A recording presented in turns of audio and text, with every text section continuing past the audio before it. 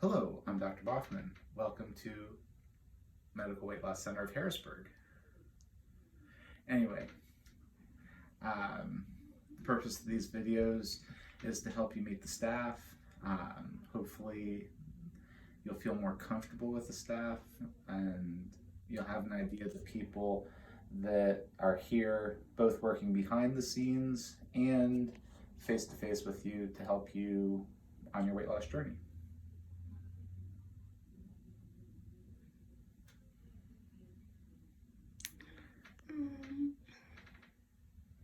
If you are a patient here, again, I obviously don't think the same as a lot of people. I kind of have a unique view of things, and that serves me well sometimes.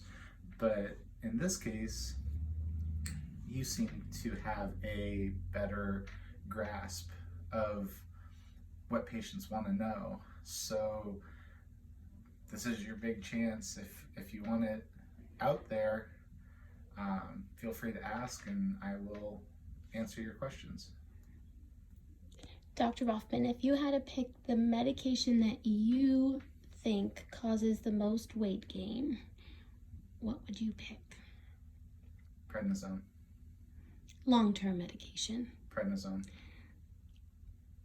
Prednisone is... Next medication. Prednisone is by far and away, in my opinion, one of the most damaging medications out there. It not only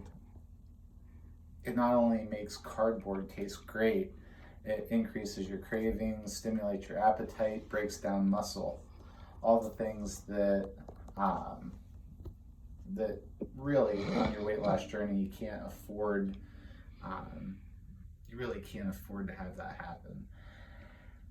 I guess what you're digging for is another medication, and I'm probably going to disappoint you again with my answer, but I would say number 2 would be insulin. Insulin, far and away, insulin is the anti-weight loss hormone. And don't get me wrong, there are people that need insulin to live. They're called type 1 diabetics. There are other people, type 2 diabetics, and we used to call it insulin dependent and non-insulin dependent, but now we have another class of insulin requiring, which is a type 2 diabetic that requires insulin to help them maintain their blood sugar.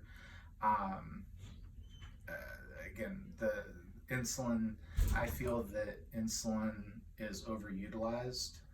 Insulin's cheap, especially basal insulin, like your Lantus, and there's a couple other agents out. Again, I haven't practiced primary care for a long time, so and I really don't like insulin. So even when I am treating diabetics who are trying to lose weight, I tend to steer clear of the insulins. But again, As long as they're not type 1. as long as they're not type 1, but most type 1 diabetics don't have weight issues. Type 1 diabetics, for the most part, I know that things are changing, but as a rule of thumb, type 1 diabetics tend to be on the thin side. So, psychotropic medications, I would say that the antipsychotics, specifically the atypical antipsychotics, Seroquel, would be,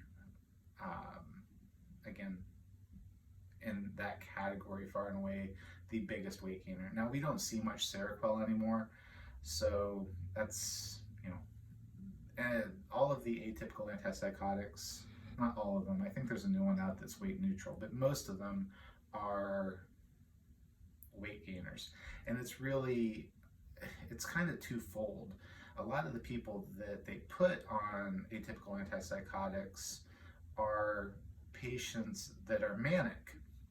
I mean, so part of the weight gain from that medication in the appropriate patient, if you've got a person who's like manic, and everybody always looks at the bad side of being manic, but manic people are on fire. They're creative. They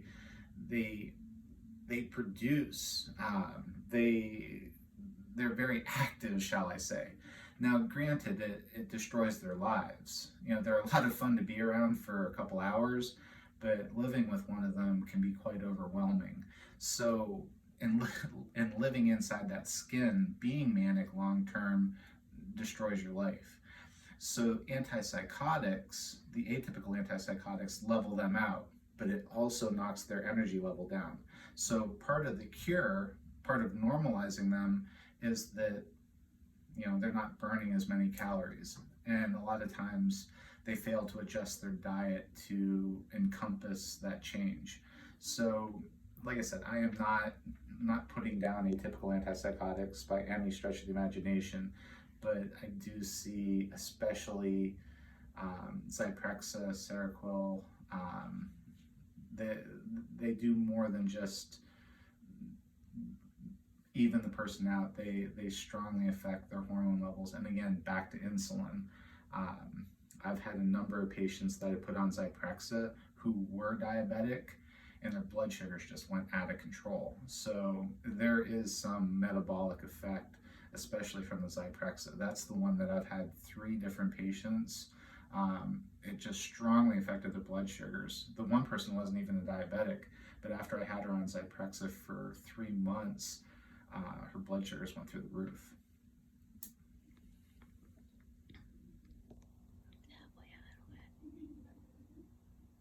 Do you have any other questions for me? No. Okay. Picture Tuesday done.